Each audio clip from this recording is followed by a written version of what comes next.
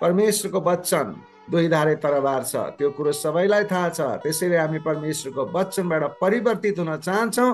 त्यसकारण सबैलाई परमेश्वरको प्रभु येशू ख्रीष्टको नाउँमा हामी अभिवादन गर्न चाहन्छौँ। जय मसीह। हुन्छ, आज हामी परमेश्वरको वचन सुन्न गइराखेका छौँ। फेरि पनि उत्पत्तिको पुस्तकबाट आज हामी उत्पत्तिको पुस्तकबाट वचन सुन्न गइराखेका छौँ। त्यो उत्पत्तिको पुस्तकबाट हामीले भन्ने वचन छ आज 28 अध्यायबाट आज हामी 1 पददेखि 30 पदसम्मको लामो जुन पुरा अध्यायलाई नै हेर्नेछौँ। र आजको भाग रहेको छ 129। परमेश्वरलाई धन्यवाद भएको होस्। आजको वचनको शीर्षक रहेको छ फारस कसरी येशूका पुर्खा बने। फारस कसरी येशूका पुर्खा बने। अनि यो पदहरू लामो भएको हुनाले तपाईहरूले पढ्नु होला। एकदम इन्ट्रेस्टेड छ, एकदम चाख लाग्दो छ र एकदम अचम्म लाग्दो पनि छ। तपाईले पढ्नु होला। र हामी आज सुरु गर्नेछौँ यसको शीर्षकबाट। यसको शीर्षक मैले भनेको जस्तो रहेको छ फारस कसरी येशूका पुर्खा बने। फारस को थिए, फारस कसरी येशूका पुर्खा बने, फारस कति पवित्र थिए र येशूका पुर्खा बने, कसरी येशूका पुर्खा बने बन्न पुगे, कसरी उसको जन्म भयो, फारसको जन्म कसरी भयो, अनि इत्यादि इत्यादि कुराहरू हामी आज बताउने छौँ। र यसमा आजको शीर्षकको पहिलो पोइन्टमा रहेको छ र यहुदा र तिनका 3 छोराहरू। यहुदा र तिनका 3 छोराहरू। यो चाहिँ 1 पददेखि 5 पदसम्मलाई लिएको छ। यहुदा भनेपछि को त भन्ने हामी हेर्नेछौँ। पहिलो पोइन्टको पहिलो खण्डमा भनिएको छ यहुदा आफ्ना भाइहरूबाट अलग भयो। यहुदा आफ्ना भाइहरूबाट अलग भयो। हामीले हिजो अस्तिसम्मको हामी एपिसोडमा हेरेका थियौँ कि भाइहरू मिलेर अनि कि दाजुहरू मिलेर योसेफलाई के गरेका थिए त भन्दा इस्माइलको हातमा बेचेका थिए। इस्माइलहरूले के गरेका थिए त भन्दा मिद्यानीहरू हुँदै ऊ चाहिँ कहाँ भने पोतिफरको घरमा गएर बेचिएको छ। पोतिफरको घरमा गएर ऊ काम गर्न सुरु गरेको अवस्था छ। एउटा भाइलाई बेचिदिए। बुवा चाहिँ यतातिर शोकले एकदम याकुब शोकमा डुबिराखेको अवस्था छ।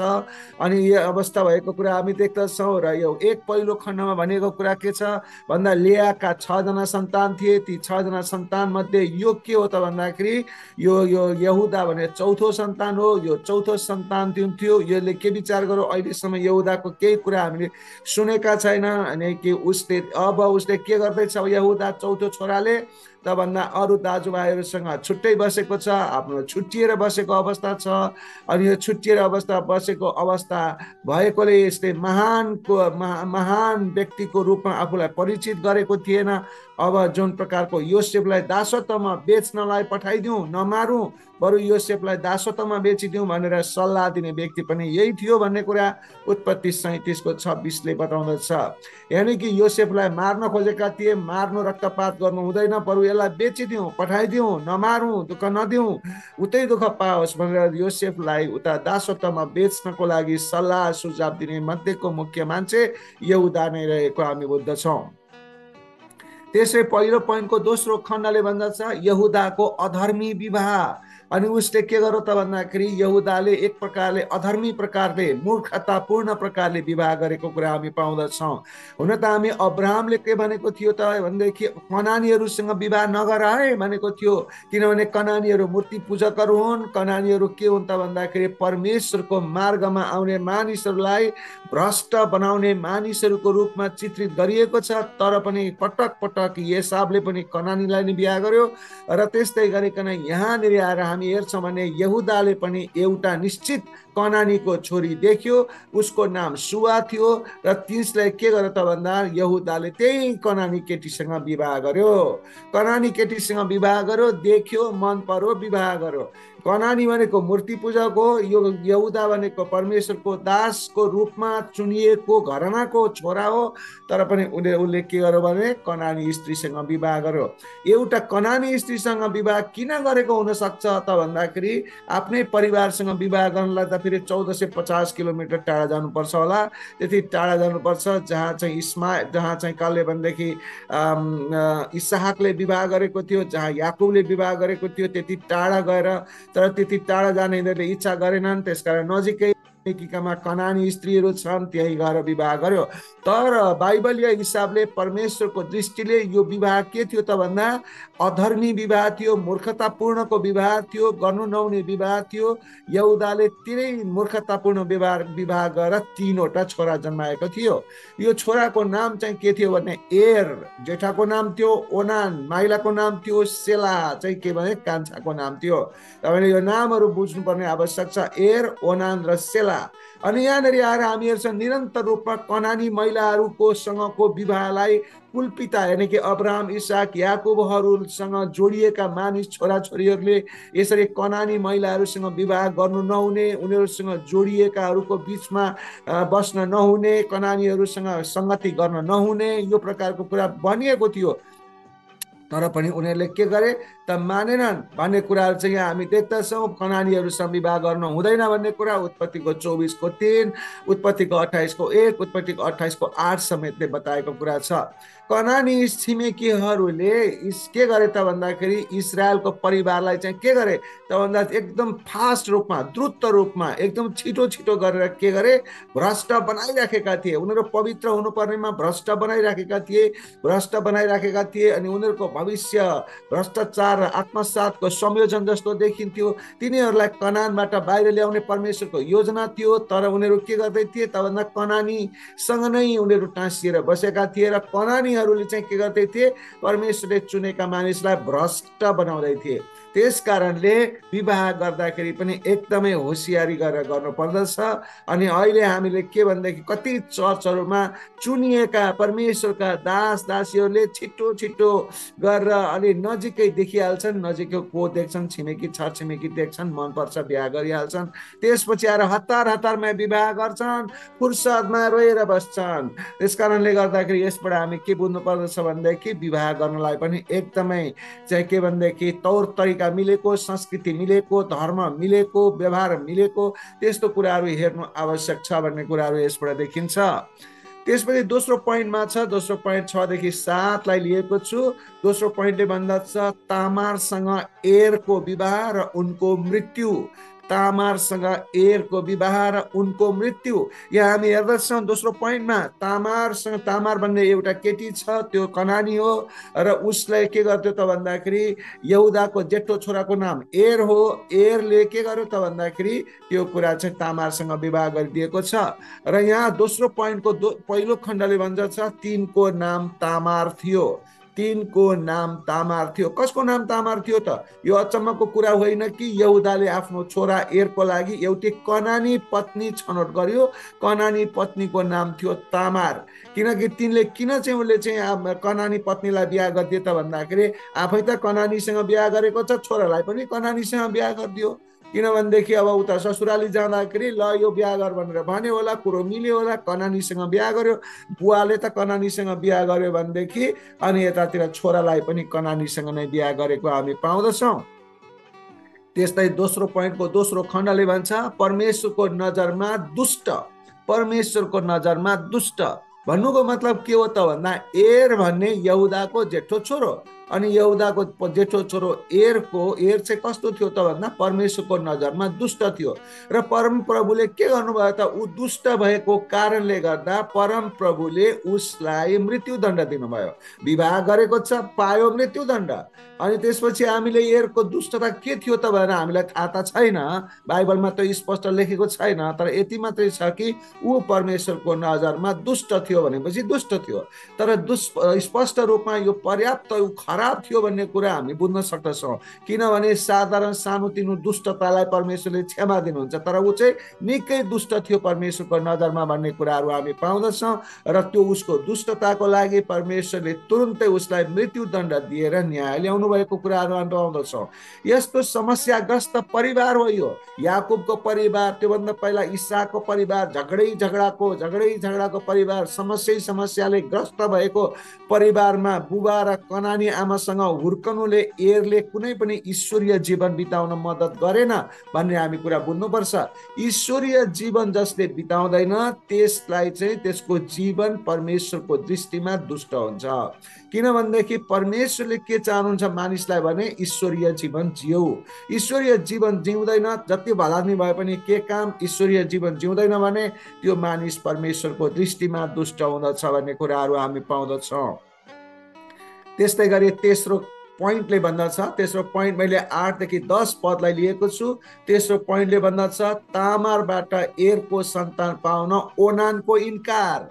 तामानबाट एरको सन्तान पाउन ओनानको इन्कार भन्नुको मतलब के हो त भन्दा यसको पहिलो खण्डले भन्दछ, पहिलो खण्ड तेस्रो पोइन्टको पहिलो खण्डले भन्दछ आफ्नो भाउजूसँग विवाह गर, आफ्नो भाउजूसँग विवाह गर। अर्थात् यसको मतलब के हो त भन्दाखेरि एर त मरिहाल्यो, त्यसपछि जेठो छोरो मरिहाल्यो, माइलो छोराको नाम ओनान हो, ऊ पनि जवान भइसकेकै थियो। त्यसले गर्दा आफ्नो भाउजूसँग विवाह गरेर दाजु एरको लागि सन्तान उत्पादन गरी उत्तराधिकारी खडा गर भनेर यहुदा यानि कि बुवाले उसलाई आदेश दियो।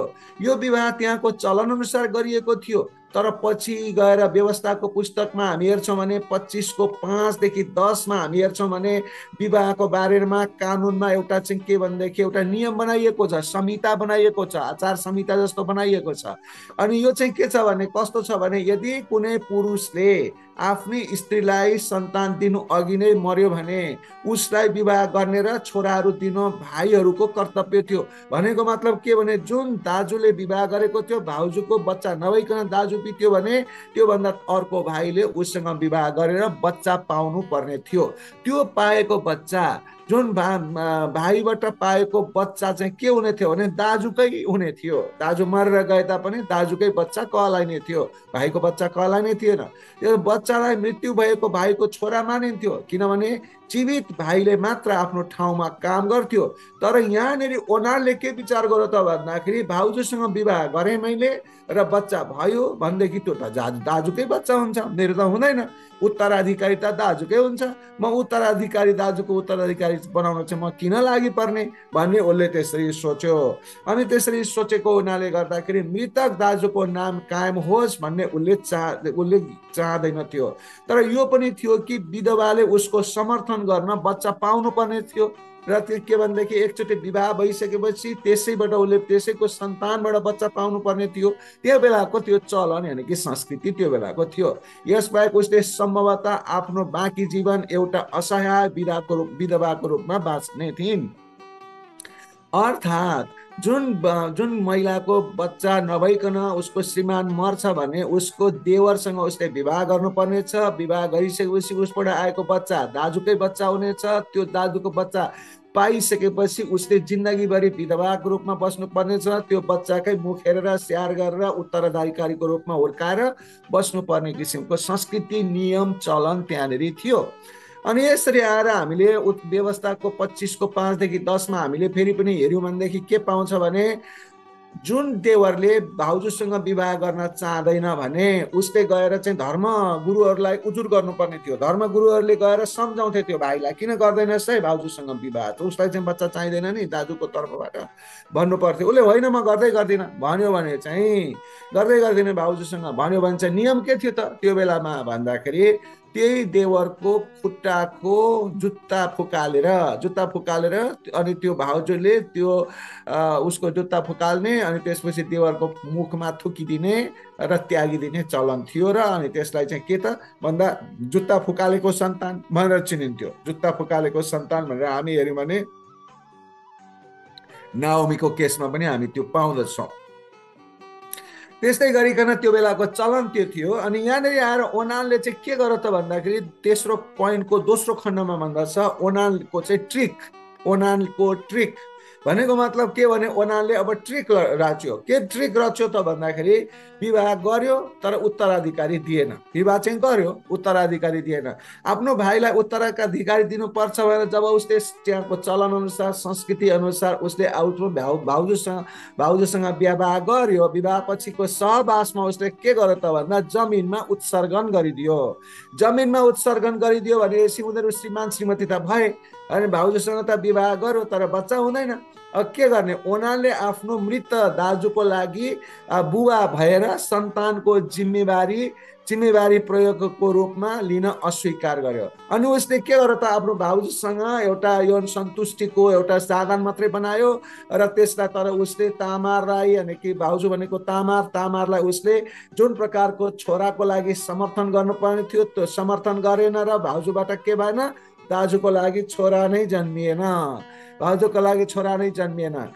भन्नुको मतलब के रहेछ त भन्दाखेरि ओनानले यसलाई के भनेदेखि एउटा सुखानन्द, यौनको सुखानन्द मात्रै उसले अनुभवको रूपमा मात्रै भाउजूलाई प्रयोग गर्यो साधनको रूपमा। र यदि ऊ साँच्चै तामारद्वारा बच्चा जन्माउन चाहँदैन थियो भने त उसले पहिले नै उनीसँग विवाहै गर्नु हुँदैन थियो, अथवा उसले के भनेदेखि यौन सम्पर्कै गर्नु हुँदैन थियो। तिनले आफ्नो मृत भाइलाई, तामारलाई आफ्नो दायित्व पुरा गर्न इन्कार गर्यो। त्यसरी इन्कार गरेको कारणले गर्दाखेरि ऊ चाहिँ के भयो त भन्दा त्यहाँनिर चाहिँ दुष्टको रूपमा परमेश्वरको नजरमा देखा पर्यो। यस्तै गरी धेरै इसाईहरूले के गर्छन् त भन्दाखेरि यहाँनिर एउटा धेरै इसाईहरूले जुन मानिसहरूले के भन्छन् भने यहाँनिरको यो जुन घटना छ ओनानले गरेको घटनालाई हस्तमैथुनको रूपमा लिने चलन छ। र तर यहाँनिर यो वास्तवमा हस्तमैथुनको कुनै पनि प्रकारको प्रसङ्ग देखिँदैन, त्यसकारण कति मानिसले भन्छन् तर त्यो होइन। त्यसैले गर्दाखेरि यहाँ ओनानले जुन प्रकारको काम गर्यो त्यसलाई ओनानिजम पनि भनिन्छ। यो चाहिँ के भने ओनानले के भनेदेखि विवाह चाहिँ गर्यो तर बच्चा चाहिँ पाएन, छल कपट गरेको कुराहरू हामी देख्दछौँ। त्यसैले गर्दाखेरि परमेश्वरले जुन प्रकारको त्यो त संस्कृति अनुसारले जुन हुनुपर्ने छोरा पाउनुपर्ने एरको लागि ओनानले सपोर्ट नगरेको हुनाले परमेश्वरले उसलाई के गर्नुभयो, परमेश्वरले त्यसलाई दुष्ट देख्नुभयो। त्यसको दुष्टताको लागि परमेश्वरले के गर्नुभयो, उसको पनि के गर्नुभयो, मृत्यु दण्ड दिनुभयो। अब यहाँनिर आएर यहुदा छक्क पर्न थाल्यो। यहुदा के गर्न थाल्यो त भन्दा छक्क अब यहाँनिर आएर के भयो त भन्दा तामारसँग एरको विवाह गरिदिएको जेठो छोरै मर्यो। त्यसपछि माइलो छोराको उसलाई भाउजूसँग बिहे गर्न त भनेको आन्तरिक कुरा के हो थाहा छैन, उसको पनि बच्चा नभइकन माइलो छोरो पनि मर्यो। अब यहाँ त यहुदाको घरमा त रुवाबसी चल्यो। अनि यस्तो रुवाबसी चलेको कारणले गर्दाखेरि यहुदा छक्कै परेको थियो, उसलाई चाहिँ त्यहाँनिर शोक भइराखेको अवस्था थियो। त्यस्तै चौथो पोइन्टमा भन्दछ, चौथो पोइन्टलाई चाहिँ मैले 11 पदलाई लिएको छु। तामारसँग यहुदाको अनुचित व्यवहार, तामारसँग यहुदाको अनुचित व्यवहार। अब यसमा के हुन्छ त भन्दाखेरि अब चौथो पोइन्टको पहिलो खण्डले भन्दछ सेलाह पनि मर्न सक्छ, सेलाह पनि मर्न सक्छ। अर्थात् सेलाह भनेको को त भन्दाखेरि यहुदाको कान्छो छोरो, जेठो छोरो पनि तामारको कारणले मर्यो र माइलो छोरो पनि तामारकै कारणले मर्यो। अब एउटा कान्छो छोरो बाँकी छ र अनि त्यसपछि तामारले के भन्छ, यहुदाले तामार यानि कि बुहारीलाई के भन्यो त भन्दा हाम्रो हिन्दूहरूमा भएको भएदेखि दुईवटा छोरा खाइस् भन्ने हुन्थ्यो, सायद त्यो पनि भन्यो होला। तर यहुदाले के भन्यो त त्यो बेलामा भन्दाखेरि ल अब दुईवटा छोरा मरिसके, तिमीले एउटा पनि नानी पाउन सकेन, अब सेलाह चाहिँ कान्छो छोरो हो, कान्छो छोरो अहिले सानै छ, तिमी उसो भएदेखि अब माइतमा गएर बस्छ, अनि यो मेरो कान्छो छोरा ठुलो भएपछि तिमीलाई बोलाइ पठाउँछु, अनि त्यसपछि सेलाहसँग तिम्रो विवाह गरिदिन्छु, अनि एरको लागि सन्तान पाउने गर्नु भनेर भनिसकेपछि अनि त्यसपछि तामार पनि माइतमा गएर बस्न थाले। किन त भन्दाखेरि यतातिर यहुदाले चाहिँ सोचिराखेको छ कि मैले यदि तामारसँग अब एउटा बाँकी रहेको छोरो पनि विवाह गरिदिएँ भनेदेखि त यो छोरो पनि मर्नेछ, पक्का मर्नेछ, किनभने जेठो पनि मर्यो, माइलो पनि मर्यो, कान्छो पनि मर्नेछ, किनभनेदेखि यो त आइमाई त राम्रो खालको रहेनछ के अरे भनेर उसले त्यो सोचेर के गर्यो त भन्दाखेरि उसलाई आफ्नो बुहारीलाई के गरिदियो, म सेलासँग पछि भविष्यमा तिमीलाई विवाह गर्छु, सेलालाई पर्खेर, सेला जवानी हुन्छ त्योसम्म पर्खेर तिमीले आफ्नो माइतमा बस भएर पठाएको अवस्था हामी पाउँदछौँ। यहुदाले प्रथा र धार्मिकताको आज्ञा अनुसार सेलालाई तामारको पतिको रूपमा चाहिँ पछि गएर नदिने विचार गर्यो। तर उसको मनमा चाहिँ के थियो त भन्दा यसलाई माइतमा चाहिँ पठाइदिन्छु, तर सेलाको चाहिँ बिहा गर्दिनँ योसँग भन्ने उसको विचारमा थियो। अनि त्यस्तै प्रकारले किन त भन्दा सेला मर्न सक्छ, अब कान्छो छोरो पनि गुमाउनु पर्ला भनेर। यस्तै गरिकन हामी चौथो पोइन्टको दोस्रो खण्डमा हामी हेर्नेछौँ, तामार माइतमा बसिन्। तामार माइतमा बसिन्, यो कुरा मैले अघि नै भनिसकेको छु, यहाँ खण्डमा मात्रै विभाजन गरिएको हो। तर भन्न खोजेको कुरा के भने तामार गइन् र आफ्नो बुबाको घरमा बसिन्। यो जवान निसन्तान विधवाको लागि माइतमा बस्नु कष्टपूर्ण थियो। त्यो बेलामा मान्छेहरूले भन्थे, एकदम खिसीट्युरी गर्थे, नराम्रो किसिमको कुराहरू जति सुन्नु पर्थ्यो। तर पनि उनले, उनको श्रीमान थिएन, एउटा श्रीमान त्यो पनि मर्यो, अर्को श्रीमान त्यो पनि मर्यो, अर्को श्रीमान हुने बेला भएको छैन, घर खान सकेको छैन। अनि उनको श्रीमानको परिवारमा अझै पनि एकजना अथवा अरू भाइहरू पनि थियो होला। ती भाइहरूको आशमा उसले के गरेको छ त भन्दाखेरि आफ्नो श्रीमानको सन्तान पाउनको लागि ऊ चाहिँ के भने पर्खेर बसेकी छ। यसमा तामारको कुनै दोष थिएन, कुनै पनि दोष थिएन। दोष थियो भने खालि केमा दोष थियो भने यहुदा र तिनका छोराहरूमा थियो। यहुदाले एरले के गर्यो, दुष्ट थियो, ऊ मरिहाल्यो। त्यसपछि आएर माइलो छोरा ओनानले दुष्टता गर्यो, त्यो पनि मरिहाल्यो। अब त्यसपछि सेलालाई बिहा गरिदिनु पर्ने, यहुदाले दुष्टता गर्दैछ भने तामारको त केही गल्ती थिएन नि त त्यो महिलाको। तर यी केटा, यी श्रीमानहरूको पुरुषहरूको गल्ती थियो त्यहाँ भन्ने कुराहरू यहाँ देखाइरहेको छ। त्यस्तै गरिकन पाँचौँ पोइन्टमा हामी जानेछौँ। पाँचौँ पोइन्टलाई लिएको छु 12देखि 14 पद। पाँचौँ पोइन्टलाई लिएको छु र यसमा भनिएको छ यहुदाकी पत्नीको मृत्यु। यहुदाकी पत्नीको मृत्यु, यहुदा अर्थात् के हो त भन्दा अब यहाँ यहुदाकी पत्नीको पनि मृत्यु हुन्छ। हेर्नुहोस् यहुदाको घरमा कति दुःख आइराखेको छ र तामारले आफूलाई अनि के गर्छ त भन्दाखेरि यहुदाको पत्नीको मृत्यु भइसकेपछि के गर्छ, उता तामार चाहिँ के गर्छ त भन्दाखेरि एक दिनको कुरा हो, तामारले चाहिँ विचार गरेछ कि अब उसले चाहिँ वेश्याको रूप धारण गर्न थाली। फेरि त यतातिर यहुदाकी पत्नीको मृत्यु भयो अनि यहुदा चाहिँ के भयो त भन्दाखेरि उतातिर आफूले आफूलाई वेश्याको रूपमा धारण गर्ने विचार गरे। अनि त्यसैले गर्दा यहाँ पाँचौँ पोइन्टमा भन्दछ, पहिलो खण्डमा पाँचौँ पोइन्टको पहिलो खण्डमा भन्दछ तामारको कठिन पर्खाइ। तामारको कठिन पर्खाइ अर्थात् तामारले अब कहिले त्यो सेला ठुलो हुन्छ र विवाह गरौँला, तामारसँग कने बच्चाहरू नानीहरू पाउँला भन्दै विचार गर्दै बस्दा माइतमा अलिअलि बस्नु परेन र मान्छेको कुरा कति सुन्नु पर्यो होला, कति गाह्रो भयो होला। अनि यी सबै कुराहरू सहँदै ऊ के गरी त भन्दाखेरि बच्चा बिनाको जीवन, कठिन जीवन त्यो बेलामा भएको हुनाले यस्तो कठिन जीवन जिउँदै ऊ तामार चाहिँ के गरी सेलालाई पर्खिँदै घरमा बसिरहे, यानि कि माइतमा बसी। दोस्रो के पाँचौँ पोइन्टको दोस्रो खण्डले भन्दछ सेला र तामारको विवाह भएन। सेला र तामारको विवाह भएन अर्थात् यहुदाको हुर्किएको छोरो अब हुर्किसक्यो, पर्खिँदा गर्दा अब बल्ल हुर्क्यो। हुर्केपछि सेलाको विवाह भाउजू तामारसँग यहुदाले गरिदिएन। तामारसँग विवाह गर्न अर्को पुरुष खोज्ने विकल्प पनि थिएन, त्यसो गर्नु पनि हुँदैन थियो। त्यहाँको संस्कृतिमा देवरलाई नै पर्खिनु पर्थ्यो। देवरले गरेन भने ऊ के हुन्छ, पेन्डुलम हुन्थे। तिनी आफ्नो ससुरा यहुदाको नेतृत्वमा थिइन्, यहुदाले अर्को विवाह पनि गरिदिएको थिएन। उनले पति खोजिदिनु पर्ने जिम्मेवारी ससुराकै थियो र उनले कोसँग र कहिले विवाह गर्न सकिन्छ भनेर निर्धारण गर्ने चाहिँ यहुदाकै काम थियो। तर चाहिँ के त भन्दा उसले त्यो पनि गरिदिएको छैन। तर यता घरमा चाहिँ के अवस्था भएको छ भने उसको आफ्नो सासू यानि कि यहुदाको श्रीमती पनि को पनि मृत्यु भयो। अहिलेसम्म हेर्दाखेरि तामारसँग विवाह गरेदेखि उसले बच्चा नपाएको अवस्था छ, तैपनि त्यो घरमा एरको पनि मृत्यु भयो, जेठो छोराको, माइलो छोरा ओनानको पनि मृत्यु भयो अनि यहुदाको श्रीमतीको पनि मृत्यु भयो। तीन जनाको मृत्यु भइसकेको अवस्था छ। अब मृत्यु भइसकेपछि के अवस्था छ भन्ने कुराहरू हामी हेर्दछौँ। त्यसै पाँचौँ पोइन्टको तेस्रो खण्डले भन्दछ वेश्याको रूप धारण। वेश्याको रूप धारण यहाँनिर आएर तामारले के सुनि त भन्दाखेरि सासूको पनि मृत्यु भयो, सासूको पनि मृत्यु भयो। अनि त्यसपछि यहुदा चाहिँ कहाँ आउन लागेको छ भन्दा टाढा तिम्ना भन्ने ठाउँमा जान लागेको छ भन्ने कुरा सुनिन्। अब उसको श्रीमतीको मृत्यु भएको छ, यहुदाको श्रीमतीको मृत्यु भएको छ। मृत्यु भएको कति महिनापछि हुनसक्छ कति महिनापछि। अनि उनले सुनिन् कि त्यो तिम्रो ससुरा भनेको यहुदा चाहिँ के गर्न लागेको छ, तिम्ना भन्ने ठाउँमा जाँदैछ। श्रीमती मरेको कति महिनापछि त्यहाँ जाँदैछ भनेपछि अनि उसले विचार गरी म चाहिँ अब बेश्याको रूप धारण गर्छु भनेर बेश्याको रूप धारण गरेर के गरी त तामार चाहिँ त्यहाँबाट घरबाट तिम्नामा गई। तिम्नामा किन गई त भन्दाखेरि ऊ बेश्याको रूप धारण जहाँ जहाँ जहाँ बेश्या बस्थे, जुन गेटमा जुन ठाउँमा बेश्याहरू बस्थे, बेश्याहरू कसरी बस्थे त भन्दाखेरि मुख छोपेर अनुहार छोपेर अनि पुरै छोपेर घुम्टो हालेर बस्थे। अनि त्यसरी बसेको ठाउँमा मानिसहरूले बुझ्थे कि यिनीहरू बेश्याहरू हुन्।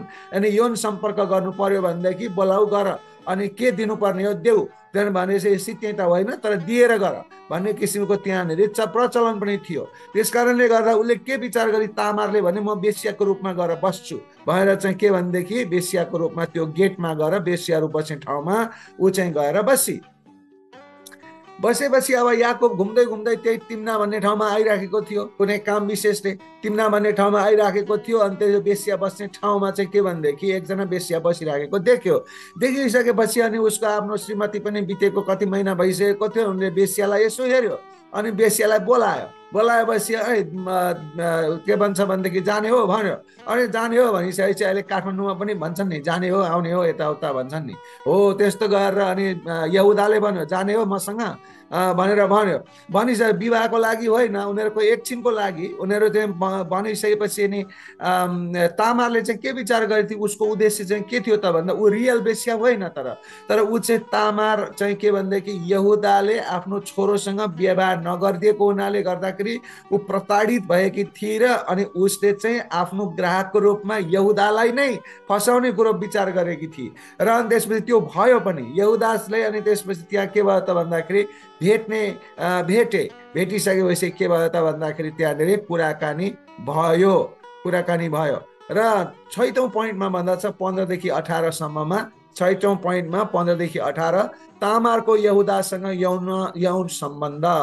तामारको यहुदासँग यौन सम्बन्ध यानी कि 6औं पोइन्टको पहिलो खण्डले भन्छ यहुदाले तामारलाई बेश्या ठाने। यानी कि यहुदाले तामारलाई बेश्या कसरी ठाने त भन्दा यो त तामार हो, मेरो बुहारी हो भन्ने कुरा उसले चिनेन, किनभने उसको मुख ढाकिसकेको थियो। तर तामारले चाहिँ उसलाई फसाउनको लागि यो अब उसको छोरा दिएन, अब ससुरालाई नै उसले ताकिसकेपछि अब जब यहुदाले उसलाई देखे सोचे कि उनी त बेश्या हुन्, किनभने उसले आफ्नो अनुहार छोपेकी थिए। बेश्याको भेषमा तामारले सफलतापूर्वक यहुदालाई भेटिन् र सहवासको लागि वार्ता भयो। वार्ता गरिसकेपछि अनि तामारले के भनिन् त भन्दाखेरि सहवास त तिमी गर्छौ तर मलाई के दिन्छौ भन्दाखेरि चाहिँ अनि याकुबले यहुदाले भने म के दिउँ, खै मसँग के छ र अहिले केही छैन, ल तिमीलाई म घर फर्केर अहिले यो सहवास भइसकेपछि म घर फर्केर जान्छु, घरबाट तिमीलाई म एउटा बाख्रो तिमीलाई म पठाइदिन्छु, हुन्छ भन्दाखेरि तामारले भने हुन त हुन्छ तर तिमीले पठाइनौ भने के गर्नु, यसको ग्यारेन्टी के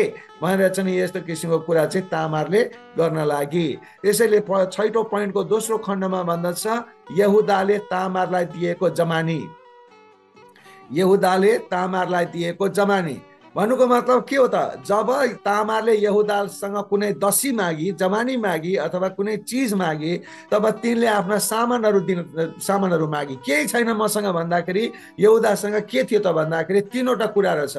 त्यो 3वटा कुरा के हो, एउटा छाप भनेको उसको आफ्नो नामको छाप होला सायद, छाप अनि डोरी र लट्ठी, 3वटा चिजहरू रहेछ। अनि तामारले भने ल ठिकै छ, तिम्रो र मेरो सहवास हुनुभन्दा अगाडि तपाईँले मलाई यो 3वटा तपाईँसँग भएको चिज दिनुहोस्, छाप दिनुहोस्, डोरी दिनुहोस् र लट्ठी दिनुहोस् र त्यो म कहाँ राख्छु अनि पछि बाख्रो पठाइदिनुहोस्, म यो पठाइदिन्छु भन्दाखेरि अनि यहुदाले पनि हुन्छ भन्यो। अनि त्यसपछि ती 3वटा कुराहरू कसलाई दियो, तामारलाई दियो। तामारलाई दिइसकेपछि उनी कहाँ के भयो त भन्दा त्यहाँ गए। तामार र यहुदाबाट तिनीहरूको सहवास भयो। सहवास भइसकेपछि के भयो त भन्दा तामार गर्भवती भई। जब तामार गर्भवती भई यो पक्कै पनि यहुदाको उद्देश्य थिएन बुहारीलाई गर्भवती बनाउने, तर यो त उसको के भने बेश्या भनेर उसले चाहिँ त्यो काम गरेको थियो। तर यो तामारको चाहिँ योजना थियो। अझ महत्त्वपूर्ण कुरा के थियो भने यो परमेश्वरकै योजना थियो भन्न पनि सकिन्छ, किनभने अहिले पछि यो कुराहरू हामी बुझ्दछौँ। त्यस्तै गरी 7औं पोइन्टमा हामी हेर्दछौँ। 7औं पोइन्टमा 19 देखि 23 लिएको छ तामार गायब हेरेको मतलब के हो त। 7औं पोइन्टको पहिलो खण्डले भन्दछ नयाँ भेषमा जीवन सुरु, यानी कि तामारले के गर्न थाली, यहुदासँग भेट्नु अगाडि के गर्दै थिए त भन्दा वेश्याको रूपमा तामार आएकी थिए। तर जब यहुदासँग उसको यौन सम्पर्क भयो, ऊ गर्भवती भइसकेपछि उसले अब वेश्या हुनु पर्या छैन। उसले अब आफ्नो पुरानै भनेको अब पहिलाकै जीवनमा सुरु गरी उसको भेषभूषाहरू सबै फालिदिए, त्यो वेश्याले लगाउने कुराहरू, र तामार तुरन्तै आफ्नो भेष छोडेर आफ्नो सामान्य जीवन सुरु गर्न थालिन् र माइतमाई बसिरहन थालिन्, तर उनी गर्भवती भइन्। 7औं पोइन्टको दोस्रो खण्डले भन्दछ यहुदाले तामारलाई सामग्री पठाएको। 7औं पोइन्टको दोस्रो खण्डले भन्दछ यहुदाले तामारलाई सामग्री पठाएको, अर्थात् यहुदा आफ्नो साथी अदुल्लामवासी भन्ने थियो। अदुल्लामवासी भन्ने एकजना मान्छेको हातमा आफूले भने अनुसारले आफ्नो एउटा बाख्रो पठाइदियो तामारको लागि, यानी कि त्यो वेश्याको लागि। वेश्या फलाना ठाउँमा वेश्या बस्दछ यस्ती छे, उसलाई यो बाख्रो दिनु भनेर चाहिँ उसले आफ्नो अदुल्लामवासीलाई पठायो यहुदाले। आइमाईको हातबाट उसले प्रतिज्ञा गरेको अनुसारको सामान दिनको लागि। तर उसलाई त्यो अदुल्लामवासीले बाख्रो त लिएर गयो, तर भेटाउन सकेन, किनभने उसले भेषै चेन्ज गरिसकेकी थिए। यहुदाले एक साथीलाई तामारलाई तिर्न र उसको साथ छोडेको प्रतिज्ञा जुन पुरा गर्नको लागि पठाएको बाख्रो दिन सकेन, र तामार गायब भएकी थिए। त्यो बाख्रो उसले के गर्यो त फर्काएर ल्यायो। बाख्रो फर्काएर ल्याएर भन्दछ खै त छैन त, त्यो मान्छे छैन, भेटिन, बाख्रो त दिन पाइन, फर्काएर ल्याए भनेपछि अनि यहुदाले भन्यो ठिकै छ, अब भेटिनस् भने के गर्नु त, बाख्रो यहीँ खोरमा हाल्दै, अब चाहिँ के, अब जे पर्ला, अब भेटिएन भने के गर्नु, पठाउनु त पठाएकै हो भन्ने किसिमले चाहिँ के भने यहुदाले त्यो भन्यो उसलाई, र त्यस्तै किसिमको चल्दै थियो। अनि हामी 8औं पोइन्टमा पुगेका छौँ। अब 8औं पोइन्टले भन्दछ, 8औं पोइन्ट 24 देखि 26 पदलाई लिएको छ।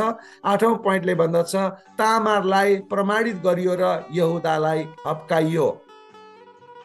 तामारलाई प्रमाणित गरियो र यहुदालाई हप्काइयो। अनि 8औं पोइन्टको पहिलो खण्डले भन्दछ तामार गर्भवती भएको सूचना। भनेको मतलब के हो त भन्दा जब तामार त्यो विधवा आइमाई गर्भवती भई, अविवाहित तामार गर्भवती भएको कुरा एक कान दुई कान मैदान हुँदै आउन थाल्यो, र यो कुनै प्रकारले यौनको अनैतिकताबाट भएको हो भन्ने कुरा मानिसहरूले बुझ्न थाले। सायद तामारले अरूलाई पनि वेश्या भएको हुँ भनेर भनेकी थियो होला कुनै दिन। अनि यो प्रकारले के गर्नु त भयो त भन्दाखेरि तामार गर्भवती भएको कुरा अनि हुँदै हुँदै घरमा पनि आइपुग्यो, अनि यहुदासम्म पनि त्यो कुरा आइपुग्यो। त्यसैले 8औं पोइन्टको दोस्रो खण्डले भन्छ उसलाई जलाइदिनु। यानी कि के हो त भन्दा उसलाई जलाइदिनु।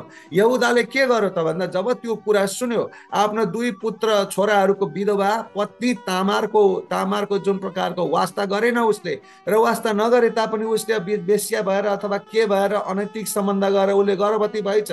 अनि यसले आफ्नो पाप गरेको जुन प्रकारको यहुदाले चाहिँ वेश्यासँग गएर यौन सम्पर्क गरेको कुरा चाहिँ पापलाई देखेन, तर त्यो बुहारीले चाहिँ गर्भवती भएको कुरालाई चाहिँ पाप सोच्यो। उसले सोचेर उसले के भन्यो त भन्दाखेरि ल पानी माथिको ओभानो जस्तो किसिमको व्यवहार गर्यो यहुदाले, किन आफू चाहिँ गएर के भन्छ वेश्यामाथि सहवास गर्ने अनि बुहारी चाहिँ गर्भवती भयो भनेर चाहिँ रिस गर्ने। अनि उसले आदेश दियो, उसको आदेश चल्दथ्यो। उसले के आदेश दियो त भन्दाखेरि उसलाई ल्याएर चिउँदै जलाइदिनु, किनभने ऊ अनैतिक रहेछ भनेर चाहिँ उसले यसरी आदेश दिएको हामी पाउँदछौँ। त्यसैले 8औं पोइन्टको तेस्रो खण्डले भन्दछ यी कसका हुन् निर्धारण गर, यी कसका हुन् निर्धारण गर। यानी कि जब तामारलाई समातेर ल्याइएपछि के गरियो त भन्दाखेरि तामारलाई जलाउनको लागि ल्याइएको छ। अब तामारलाई यहुदाको घरमा ल्याइएको छ जिउँदै जलाउनको लागि। अनि जिउँदै जलाउनको लागि ल्याउँदाखेरि उसलाई अब जलाउने तयारी गर्दाखेरि उसलाई सोधिएको छ त वेश्या होस्, यहाँ होस्, त्यहाँ होस्, अनैतिकता हो भनेर भन्दाखेरि त कसको पेट बोकिस् भन्ने कुरा गर्दाखेरि अनि उसले भन्दै थिए म अनैतिक हुँ कि होइन भन्ने कुरा, यो मसँग भएको सामान, मसँग जसले अनैतिक सम्बन्ध यानी कि मसँग जसले सहवास गरेको हो त्यो मान्छे अनैतिक हो। त्यो मान्छेलाई नै पहिला हेर्नुहोस्, त्यो मान्छेको दसी र प्रमाण मसँग छ, प्रमाण म दिन सक्छु ल भनेर ल हेर त भन्दाखेरि त उसले त के गरी त भन्दाखेरि त्यही पहिला यहुदाले छोडेको तीनवटा कुरा, छाप, लट्ठी र डोरी निकालेर देखाइदिए, यो कसको हो, ल हेर यो कसको हो निर्धारण गर भनेर भन्दाखेरि त्यो बेलाको संस्कृति अनुसार चाहिँ जुन प्रकारले छोराहरू नभए उसले ससुरासँग पनि जुन भएको सहवास थियो, त्यो सहवास एक तरहले हेर्ने हो भनेदेखि परमेश्वरको नजरमा ठिकै हुने रहेछ।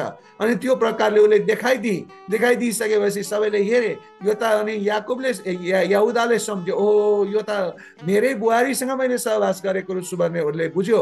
र त्यस्तै गरी 8औं पोइन्टको 4थो खण्डले त्यसपछि भन्दछ, उनी म भन्दा धेरै धर्मी थिइन्, उनी म भन्दा धेरै धर्मी थिइन्। अर्थात् अनि त्यो देखिसकेपछि यहुदाले के गर्यो त भन्दाखेरि ओहो यो त म पो रहेछु योसँग के भन्छ सहवास गर्ने भनेर, यद्यपि यहुदाले पनि वास्तविक मुद्दालाई हेर्न सक्थ्यो।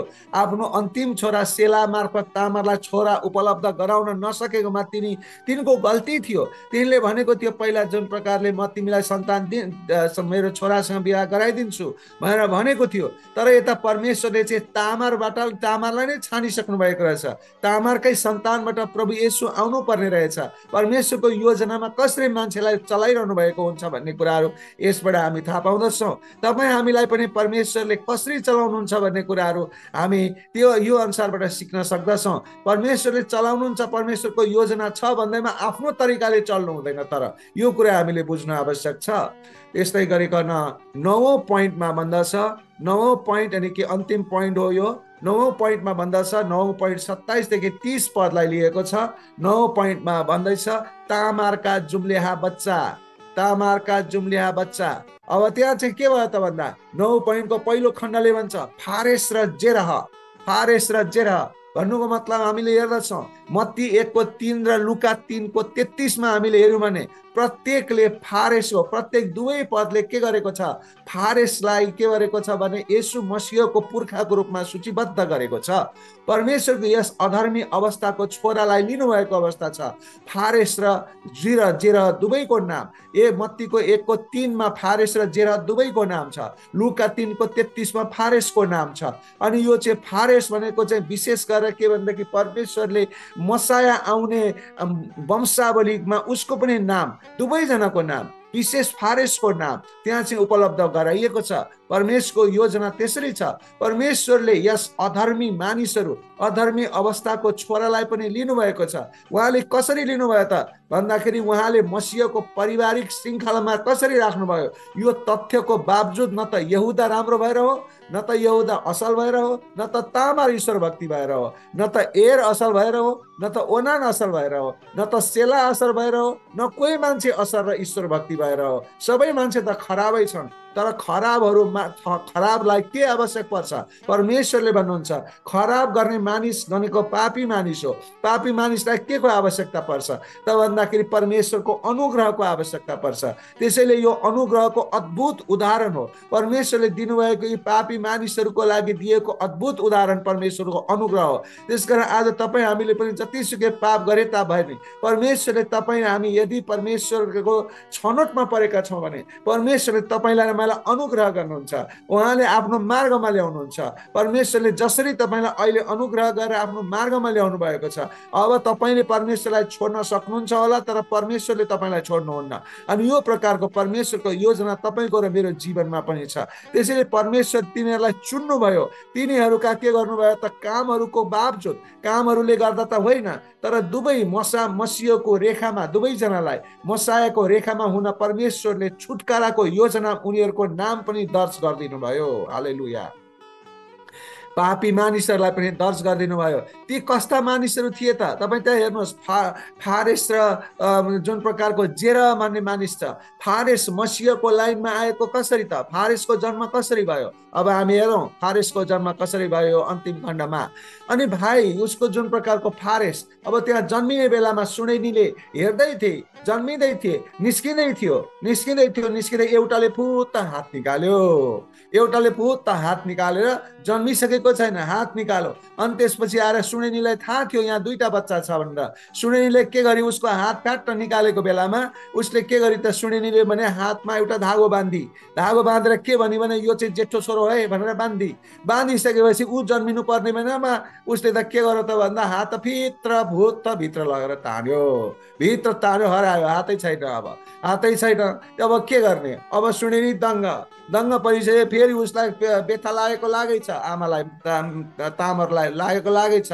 त्यसपछि आएर उसले नानी जन्माए। नानी जन्माउँदाखेरि नानी हेर्दाखेरि त हातमा चाहिँ के भनेदेखि धागो नभएको पो जन्म्यो। भनेपछि उसको नाम चाहिँ के भने जेरह भनेर राखियो। अनि त्यसपछि दोस्रो पटक जन्मिएको चाहिँ फारेस जन्मियो। त्यसलाई चाहिँ फारेस राखियो। जुन पहिला हात निकालेर धागो बाँधिएको थियो त्यो चाहिँ पछि जन्मियो। जुन हातै पहिला जन्मेको थिएन, निक्लेकै थिएन, त्यो चाहिँ पहिला निस्क्यो। अनि यो प्रकारले उनीहरूको अचम्म प्रकारको एउटा के भने जन्म भएको कुराहरू हामी पाउँदछौँ। त्यसैले गर्दाखेरि कुन चाहिँ जेठो कुन चाहिँ कान्छो भन्ने कुरा त्यहाँ छुटिएन। त्यसले गर्दाखेरि पहिला जुन तै पनि उनीहरूले के गरे त भन्दा पहिला जसको हातमा धागो बाँधेको थियो पछि जन्मे तापनि त्यसलाई जेठो नै भने, किनभने उसले हात पहिला देखाएको थियो। र त्यसपछि आएर पछि हात नदेखाउने तर पहिला जन्मिने त्यसलाई कान्छो नै भने। त्यसको नाम चाहिँ उनीहरूले जेरह राखे। त्यसैले परमेश्वरले अब यी दुईजना दाजुभाइलाई छान्नुभयो। परमेश्वरले यी दुईजना दाजुभाइलाई छान्नु भएको कुराहरू हामी पाउँदछौँ। र दुईजना दाजुभाइ मध्ये जेरह र फारेस भनेर दुवैजनाको नाम मत्ती 1:3 छ भनेर अघि मैले भनिसकेको छु। तर विशेष गरेर नाम चाहिँ जसको हातमा धागो बाँधिएको थियो, त्यो धागो बाँधिएको मान्छेको बच्चाको नाम चाहिँ फारेस थियो। त्यो फारेस चाहिँ पछि गएर के हुन पुग्यो त भन्दाखेरि परमेश्वरको के भन्छ लाइनमा त्यो चाहिँ पक्का गरी हुन पुगेको हामी पाउँदछौँ। म लुकाको 1:33 पढेर अनि त्यसपछि सिध्याउने छु। मत्तीको 1:33 मा यसरी भनिएको छ। 33 होइन, मत्तीको 1:3 यसरी भनिएको छ। यहुदा फारेस र जोहरका पिता थिए। तिनकी आमा तामार थिइन्। फारेस हेस्रोनका पिता थिए। हेस्रोन आरामका पिता थिए। भन्ने कुराहरू छ। भनेको मतलब यहुदा फारेस र जोहरका पिता थिए। जाहेर भनेको छ फारेस, यहुदा फारेस र जाहेरका पिता थिए भनेर यहाँ यसरी दुईजना दाजुभाइको नाम दिएको छ। तर लुकाको 3:33 चाहिँ यहुदा के भन्छ फारेसको नाम विशेष गरी राखिएको छ।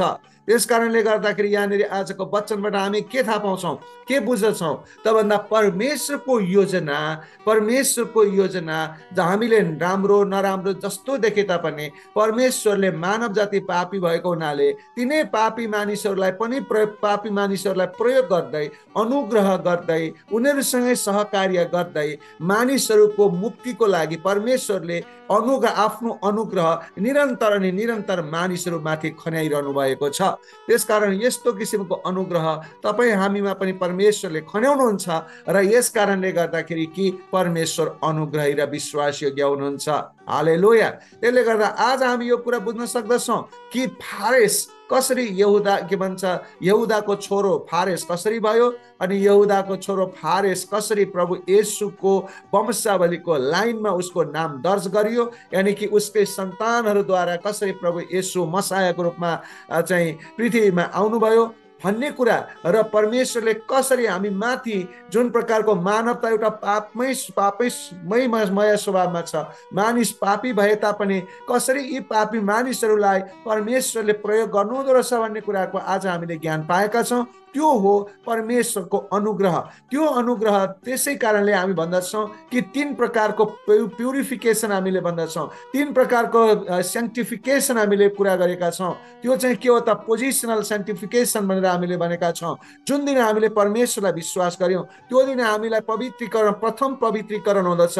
त्यसपछि जब हामीले प्रभु येशूलाई पाइसकेपछि जिन्दगीभर हामी पवित्रतामा हिँड्यौँ भने त्यसलाई प्रोग्रेसिभ सेन्टिफिकेसन भन्दछ। अनि जिन्दगीभरि हामी जतिसुकै पवित्र हुन खोजे तापनि 100% पवित्र हामी कहिल्यै पनि हुन सक्दैनौँ। त्यस कारणले जो मान्छे 100% पवित्र हुन सक्दैन त्यो मान्छे स्वर्गमा पुग्न सक्दैन। तर जुन मान्छेले पनि कुनै पनि मान्छेले पनि जिन्दगीभरि 5000 वर्ष आयु दिए तापनि 5000 वर्षसम्म ऊ पवित्रको मार्गमा हिँडे तापनि ऊ 100% पवित्र हुन सक्दैन, किनभने ऊ पाप स्वभावमा छ। त्यो पाप स्वभाव उसको जाँदैन। त्यसैले गर्दा ऊ प्रोग्रेसिभ सेन्टिफिकेसन पछि अर्को अर्को सेन्टिफिकेसन राखिएको छ।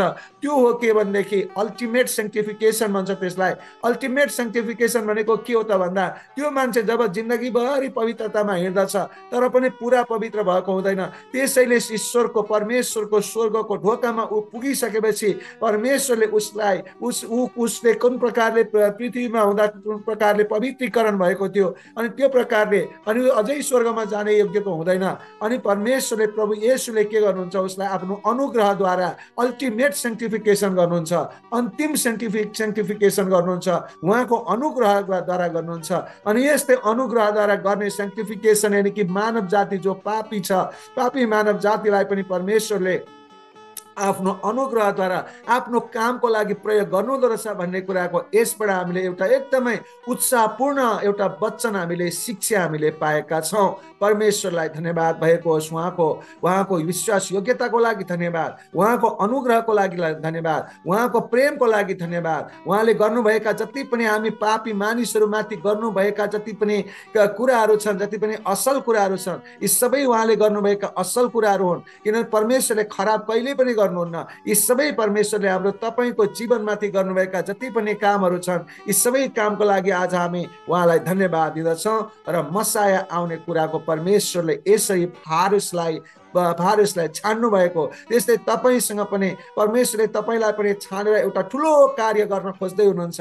तपाईँ हामी त्यसमा लागि पर्नु पर्दछ, परमेश्वरमा सहभागी हुनुपर्दछ, साझेदारी गर्नुपर्दछ, निरन्तर प्रार्थना अनि उहाँको वचनहरू सिकेर उहाँलाई हामी हाम्रो आफ्नो साथमा हामी लिएर हिँड्नु पर्दछ। उहाँले अनि हामीलाई आफ्नो साथमा लिएर हिँड्नुहुन्छ। परमेश्वरको महिमा भएको होस्। हालेलुया। धन्यवाद दिन्छु तपाईहरु सबैजनाले वचन सुन्नुभएको छ। सबैलाई धन्यवाद। परमेश्वरले सबैलाई सहायता गर्नुभएको होस्, आशिष दिनुभएको होस्। जय मसीह। God bless you.